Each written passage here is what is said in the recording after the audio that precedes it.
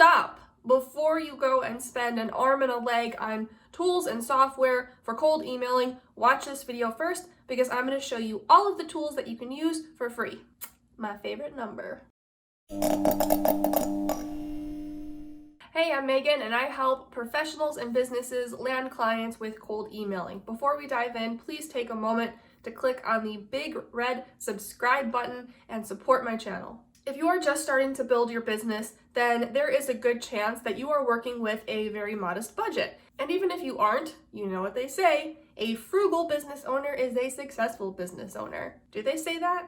Or whatever, I say it. I'm going to share with you 3 cold email tools that you can use for free that are going to make it so much easier to go out and land your next client. I'm also going to be doing a few screen shares so that you can see these tools in action. Let's get going. The first tool is Streak. Streak is a CRM for Gmail, but we don't really care about that right now. What we do care about is this nifty little feature that Streak includes that allows you to track your emails.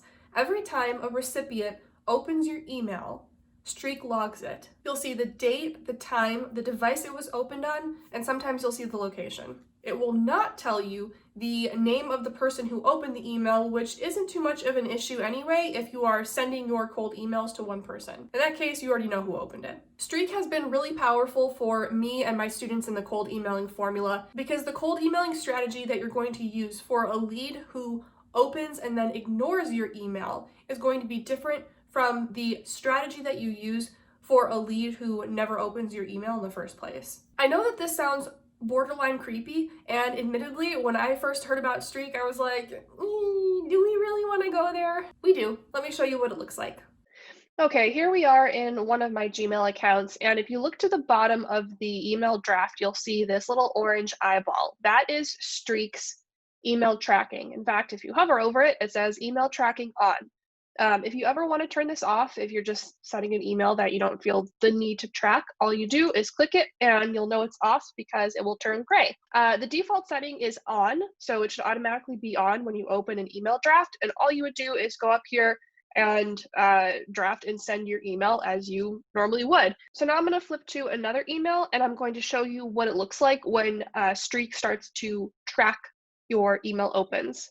Okay, so I minimized my screen just to keep the email itself private, but what you will see when Streak is tracking the email, if you look to the right of the email, there will be this bar and it will show you all the information I described a moment ago. So if you hover over this, it'll say it was opened with the Gmail app, unknown location. I honestly don't know why sometimes this works and sometimes not. Maybe it has to do with the email service provider of the recipient. And then over here, we know that it was opened at 11 a.m. on September 22nd. And anytime this email is open, it's going to log it. So if the person opens it multiple times, you'll see each of those lines here with the same information. Again, this is so helpful because it's going to help you shape your cold email strategy and figure out what your next steps are. All right, tool number 2. mailtester.com. That's mail-tester.com. Oh, I love this one. If you've ever ended up in someone's spam folder before, or if you are concerned that you might end up there, this tool is for you. Here's what you do.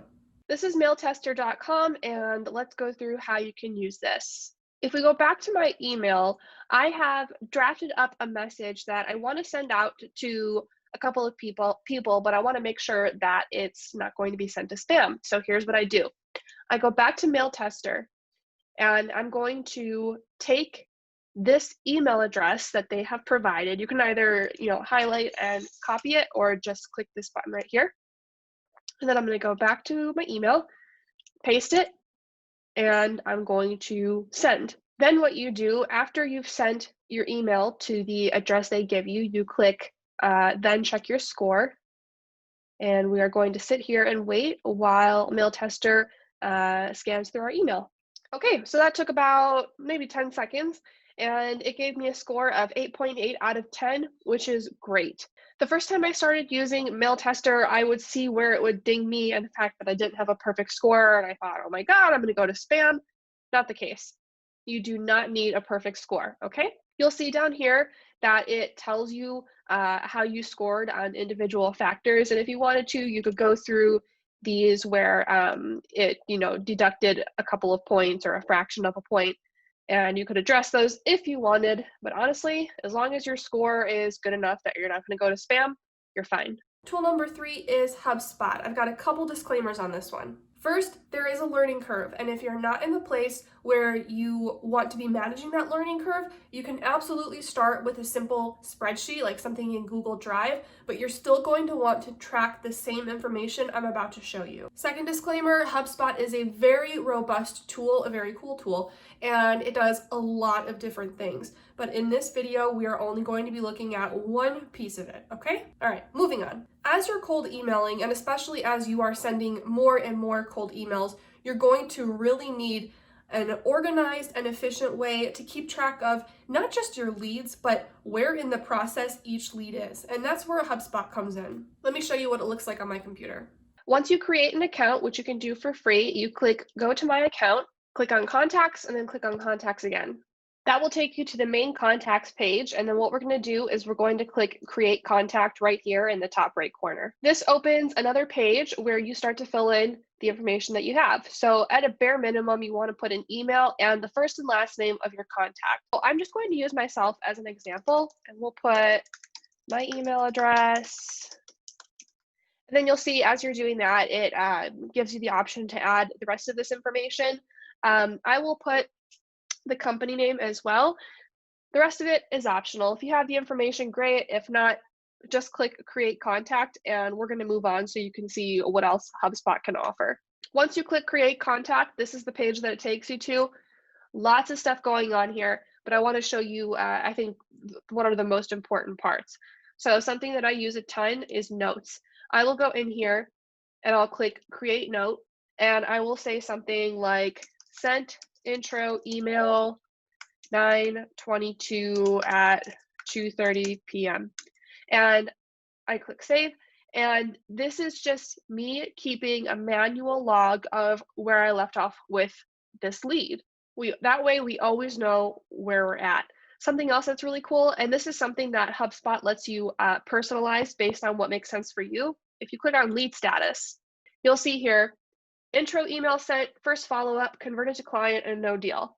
I created these. I went into my HubSpot account and I made these 4 options. And the reason I do this is because, once again, it helps me see at a glance where I stand with a lead, but also what I like to do is anytime I categorize a lead as a no deal, what I'll do is I leave myself a note so that I know when I put that they were no deal. So I might say something like no deal 9/23, same note. And what I'll do is 3 months from that date, I'll go back, I'll filter all my contacts by no deal, and I'll contact them again. And I do that because I want to see if their situation has changed. Maybe they need my services now, whereas they didn't before. And this is barely scratching the surface. I can make tons of videos just on HubSpot's contacts alone because it does so much. And I encourage you to look through all these tabs. You can log, emails, phone calls, tasks, meetings, activity. Activity just shows you, all the most recent updates. Again, you can start with the simple spreadsheet if you go into HubSpot and you're just like, no, absolutely not. That's how I started, and that's what I teach my students in the cold emailing formula. They all start with a spreadsheet in Google Drive. You're going to want to try to recreate what is in HubSpot though, and in fact, that's the template, the spreadsheet that I give my students. It tracks when they reached out, when they followed up, what the response was, what happened. It keeps track of everything in an organized spreadsheet so that at a glance, if one of my students goes into their spreadsheets and they want to see where did I leave off with this lead, what happened, they can know. And then I've told them that later on, once the spreadsheet is seeming like it doesn't really cut it anymore, then they can switch to HubSpot. So you can start with a spreadsheet, recreate what you would normally find in HubSpot, or just start with HubSpot from the beginning. Totally up to you. I guess the point that I really want to drill into your head here is that you need to be keeping track of your progress. You're going to find with cold emailing that sending off a cold email and then going, okay, that's it, that's not going to be enough. There are many steps involved. And if you want to see success with cold emailing, you're going to have to keep track of all of those steps. Start with these 3 tools. You don't have to pay a dime, and they're going to make your life so much easier. I promise you, you can find massive success with cold emailing without having to drop a ton of money on tools and software. If you found this video helpful, please give it a thumbs up and don't forget to subscribe to my channel, and I'll see you next time.